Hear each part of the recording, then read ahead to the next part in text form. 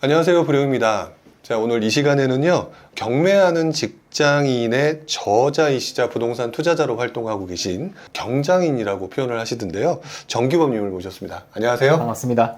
안녕하세요. 부지런 시청자 여러분. 저는 투자 4년차 경장인으로 활동하고 있는 정규범이라고 합니다. 네. 만나서 반갑습니다. 네. 네. 부동산 투자를 하신 지는 아주 오래되시지는 않으셨나 봐요. 맞습니다. 네. 근데 이제 얘기를 들어보니까 지금 현재 꽤 많은 투자 경험이 또 그 사이도 있으셨고, 네네. 그 다음에 지금은 이제 경장인 TV 유튜브도 운영을 하고 계시죠? 네네네. 뭐 다른 유튜브 방송이나 이런 데 출연하신 거를 저도 봤었거든요. 네네네. 봤었는데 나이가 조금 젊으신 편이더라고요. 그러면 사실상 최근에 가장 많은 투자자들을 보게 되면은 네. 무슨 전세 갭 투자를 한다든지 그렇죠. 지방 투자를 한다든지 네. 이렇게 약간 좀 그런 느낌이 좀 강한데 네. 오히려 경매와 같은 것들을 좀 하고 계신 걸로 알고 있어요. 맞습니다. 일반적으로 생각하게 되면 주식, 코인 이런 쪽에 생각을 하셔야 될 것 같은데 네네네. 경매에 관심을 가지시게 된 네. 뭐 특별한 계기 같은 게 있으셨나요?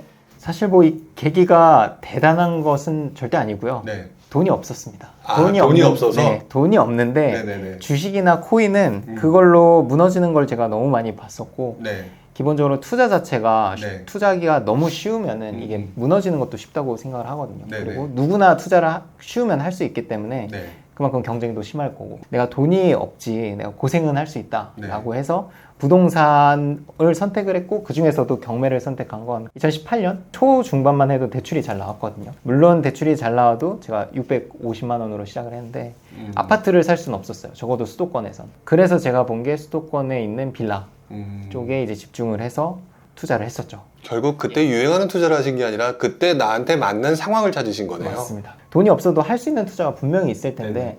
사람들은 항상 욕심을 더 내거든요. 그러니까 내가 살고 싶은, 그러니까 투자는 남이 사는 집을 사야 되는데 맞아요. 내가 살고 싶은 집, 뭐 신축 이런 것만 생각을 하니까 음. 계속 돈만 모으시는 거예요. 근데 저는 좀 다르게 생각을 해서 내가 지금 할 수 있는 투자를 해 나가면서 네. 자산을 늘려가면서 내가 언젠간 아파트를 해야겠다. 네. 자산을 만들어서 돈을 네. 모아서가 아니라. 네. 만약에 그때 제가 돈을 그냥 모았다면 지금도 돈을 모으고 있을 것 같거든요. 네.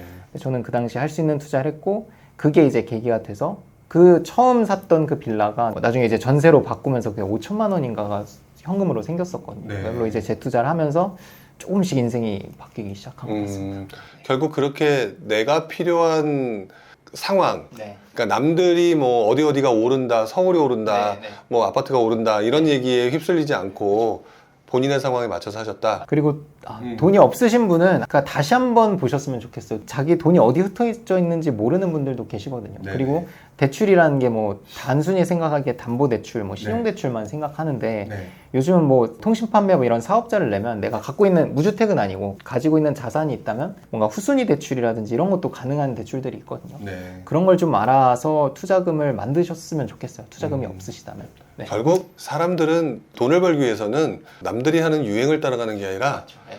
방법을 찾는 거다가 가장 중요하다는 생각이 드네요. 맞습니다. 일단 제가 듣기로는 경매 투자를 지금 주로 하시고 네. 그 중에서도 지금 이제 아까 처음에 잠깐 언급을 해주셨지만 네. 빌라, 네. 그다음에 오피스텔 이렇게 투자하신 거잖아요. 네. 지금도 그러면 계속 오피스텔, 빌라 위주로 지금 투자를 하고 계시는 건가요? 이게 좀 웃긴데 제가 네. 아까 말씀드렸다시피 네, 저도 계속 오피스텔 빌라를 하려고 이걸 시작한 건 아닌데 네, 네. 하다 보니까 괜찮더라고요. 그러니까 아파트 하나 할 돈으로 네. 이거를 여러 채 하니까 여기서 생겨나는 돈들이 오히려 네. 수익률이라고 할까? 이게 더 좋은 거죠. 아 그래요. 그래서 저는 정말 이제 다주택 포지션이고 소액으로 여러 채를 약간 쪼개서 사는 느낌으로 투자를 하고 있습니다. 그래서 네. 제 물건 중에 뭐 제가 실거주했던 집을 제외하고는 네. 공시지가 기준으로 4억이 넘는 게 없거든요. 그런 작은 물건들을 가지고 사실 있습니다. 그래서 채수는 좀 많아 보이는데 사실 자산이 뭐 50억이다 40억이다 이렇게 얘기를 하지만 20채를 갖고 있는데 40억 50억밖에 안 되는 거잖아요. 사실 네. 채당 2억 3억밖에 안 되는 거거든요. 그래서 작은 물건들을 지금까지도 하고 있어요. 아파트보다는 저는 약간 빌라, 오피스텔 이런 게 좀 더 맞더라고요. 많이 살아보기도 했고. 근데 많은 분들이 걱정하시거나 두려워하시는 것 중에 하나가 네. 그러면 뭐 세금 엄청나게 납부하는 거 아니냐 이런 얘기들을 하시잖아요. 네. 그 부분에 대해서는 뭐라고 답변을 해주시겠어요? 일단은 첫 번째는 네. 피한다고 하면은 좀 그렇고 네. 오피스텔 이따 뒤에서 말씀드리겠지만 오피스텔은 종부세 합산이 안 되는 거를 살 수 있거든요. 네. 업무로 돼 있는 거. 그거를 미리 알아서 내가 매입을 할지 안 할지 의사결정을 하면 되니까. 네. 그런 방법도 있고 예전에 이제 제가 2020년도 전에 했던 거는 뭐 주택임대 사업자는 이제 종부세 합산 배제를 해주는 거에 과거에는 있었고 지금은 없지만, 그래서 그런 것들도 일부 배제가 되는 게 있고, 근데 나머지 부분에 대해서는 사실 세금 걱정, 이제 종부세를 이미 내시는 분들은 오피스텔 중에서 업무 쪽으로 하라고 말씀을 드리고, 근데 제가 들고 있는 건 어쨌든 그것들이 더 뭐 종부세가 나오더라도 사실 그거 이상으로 얻어가는 게 더 크니까 계속 그만큼 수익을 만들 수 그쵸. 있으니까. 그리고 종부세는 아시다시피 이제 네. 인별 과세이기 때문에 네네. 뭐 명의를 좀 여기저기 할 수도 있는 것이고. 네. 그러면 네. 그 상식적으로 생각해 볼 때 그동안 아파트가 정말 많이 올랐잖아요. 몰랐죠. 그리고 오피스텔 빌라 상대적으로 적게 올랐잖아요. 네네. 그 적게 오르는 그 물건을 가지고 네. 이런 세금이나 걱정 별로 안 하시고 네. 나름대로 좀 벌었다 쉽게 말하면 네. 이런 얘기가를 하실 정도면 불용님 옆에서 부끄럽지만 네. 그러면 분명히 어떤 기준이 있으셨을 것 같아요. 네.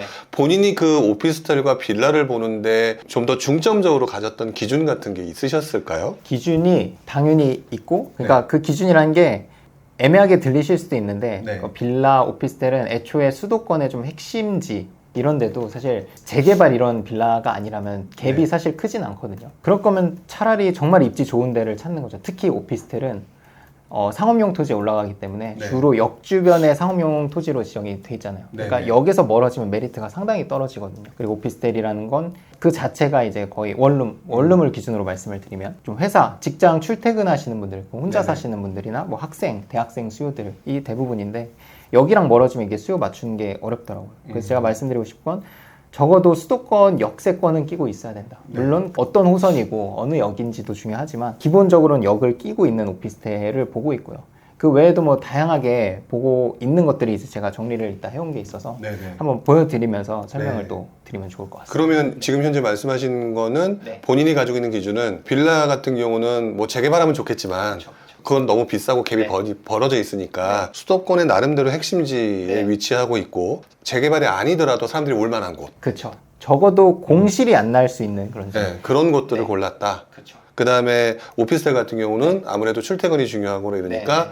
이왕이면 역세권 위주로. 역세권이고. 네, 그렇게 해서 그런 것들만 봤다는 얘기네요. 그렇죠. 입지적으로는 그렇고 뭐 뒤에 말씀드릴 다양한 조건에서 뭐 저는 이제 실거주도 오랫동안 했었거든요, 오피스텔에서. 그래서 네. 뭐 살아보면서 느낀 그런 필요한 것들, 뭐 주차 뭐 이런 약간 짜잘을 하긴 하지만 그렇죠. 근데 그런 요소가 모여서 임차인의 선호라는 게 생기더라고요. 결국 임차인의 선호도가 높아져야 이 사람이 안 나가고 계속 오래 살고 싶어 해야 그게 어쨌든 전세든 뭐 매매든, 매매는 뭐 좀 투자 수요도 있지만 네. 저는 전세 집을 팔지 않기 때문에 전세금으로 좀 하거든요. 그러니까 그런 걸 봤을 때 전세가가 올라가려면 그런 수요가 붙어야 되는데 다양한 요소들이 있더라고요. 조사를 해보니까. 그러면은 본인이 투자할 때랑 네. 지금 상황이 조금 뭐 시장 환경이 좀 달라졌을 수도 있잖아요. 네네네. 가격도 좀 많이 오르고 네. 세금 관련된 부분도 어쨌든 되게 많이 복잡해졌고 대출도 되게 많이 좀 복잡해졌고 네. 그러면 어떻게 보면은 지금 이제 막 하려는 분 입장에서는 네. 아니 너는 됐는지 몰라도 맞아요. 나 때는 힘든 것 같다. 맞아요. 이런 분들한테 꼭 해주실 말씀 같은 게 있으실까요? 빌라나 오피스텔을 사는 데 있어서 꼭 대출만이 정답은 아니잖아요. 네네. 더 잘 아시겠지만 뭐 전세금을 활용할 수도 있고 네. 전세 낀 물건을 볼 수도 있고 아니면 공실인 매물을 내가 잔금날 전세를 맞춰서 그 돈으로 잔금 납부를 할 수도 있는 거고 그리고 경매로 오피스텔이나 빌라는 안 되지만 오피스텔은 네. 이제 서울 지역도 LTV는 70에서 80까지 되거든요. 네. 물론 DSR 규제를 받긴 하지만 그 한도만 있다면 네네. 그런 방법으로 뭐 매수를 하고 있고 저는 뭐 이미 뭐 주택 수가 많은데도 대출을 받고 하고 있거든요. 왜냐면 기존에 있는 집들의 대출이 거의 없어요. 다 이제 전세로 좀 바꿨는데 네. 그렇게 하면서 대출이 다 상환이 되니까 또 제가 받을 수 있는 대출 여력이 생기더라고요. 새로운 대출. 그렇게 이제 지금 네. 전세 얘기를 되게 많이 하셨는데 네. 한편으로는 요즘 역전세랑 네. 난다고 한다는데 괜찮니? 라는 궁금증, 질문 같은 것도 은근히 많이 하실 것 같다는 생각이 들거든요. 엄청 많이 합니다. 엄청 많이 하세요? 그러니까 제가 나름대로 생각한 게 맞긴 맞았네요. 네네네. 그러면 그 부분에 대해서는 어떻게 답변을 하세요? 일단은 저는 장기로 가져가기 때문에 다 임대사업자 등록을 해놨습니다.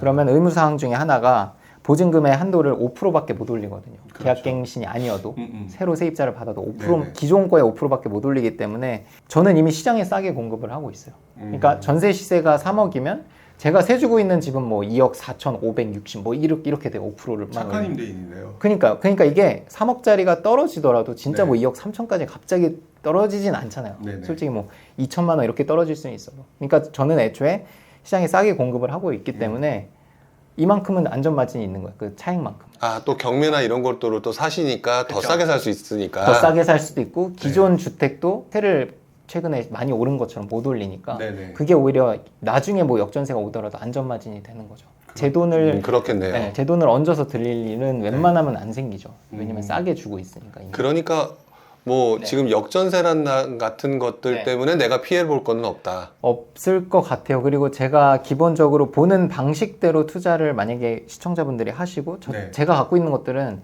사실 역전세가 날 만한 물건들은 없어요. 왜냐면 제가 단순히 뭐 갭이 적은 것만 공략해서 사는 건 아니거든요. 네. 갭이 좀 있더라도 그게 임차 수요가 풍부하고 그 지역이 계속 커지고 있고 일자리가 많아지는 걸 좀 중점적으로 보기 때문에 뭐 역전세가 나고 갑자기 뭐 공실이 나고 이런 걱정은 사실 그런 걱정을 할 때는 정말 우리나라가 정말 위험해질 때가 아닌가. 저는 지금 이 말씀에 대해서는 저도 100% 공감을 하는 게 저도 제가 그 썼던 책이나 이런 데서 네네네.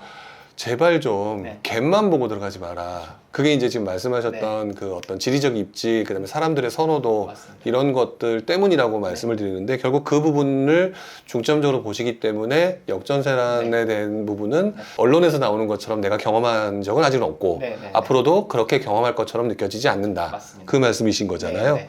근데 어쨌든 요즘에 빌라나 오피스텔 좀 오르고 있는 것 같아요. 네네네. 그러면 당신은 얼마 가지고 했습니까? 1,000만 원, 2,000만 원, 3,000만 원까지 했습니까? 네. 그럼 많이 올라서 나는 그거 못 하겠네요. 네. 또 이러면서 소액 투자 가능한 이 소액으로 할 수 있는 데가 있습니까? 라고 되게 부정적인 질문이 많으실 것 같아요. 네. 그분들한테 또 어떤 식으로 얘기하세요? 일단은 투자금이 없어도 되는 건 아니고 근데 뭐 네. 다른 투자자 유명하신 투자자분들은 뭐 네네. 아예 풀피를 노려서 한다라고 하는데 그건 정말 실력이 있어야 보는 눈이 있어야 된다고 풀피. 생각해요. 네, 무조건 풀피로만 하는 아, 거 저도 그게 제일 불만이에요.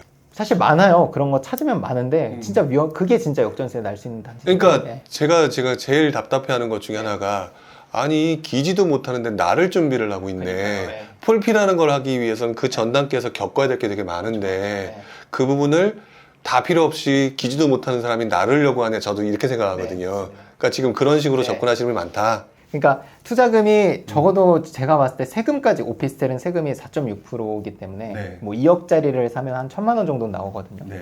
그럼 그것까지는 내야 되니까 2천만 원 정도는 필요하다고 말씀을 드려요. 세금까지 내려면. 그래서 2천만 원 이내로는 뭐 대출 받아서 2천만 원 이내로 하기는 어렵고요. 대출이 뭐 90% 이렇게 나오진 또 않으니까. 네. 전세 낀 물건 중에 1,000만 원 갭인 걸로 오피스텔을 좀 찾다 보면 네. 괜찮은 것들이 덜어 있습니다. 그래서 제가 지난주에도 계약서를 쓴 게 300만 원 갭으로 했는데 왜냐면 저는 거기는 제가 살아봤던 동네고 주변을 워낙 잘 알기 때문에 그럼 질문 하나. 네. 서울, 경기, 인천 중에서 네. 서울이에요, 수도권이에요?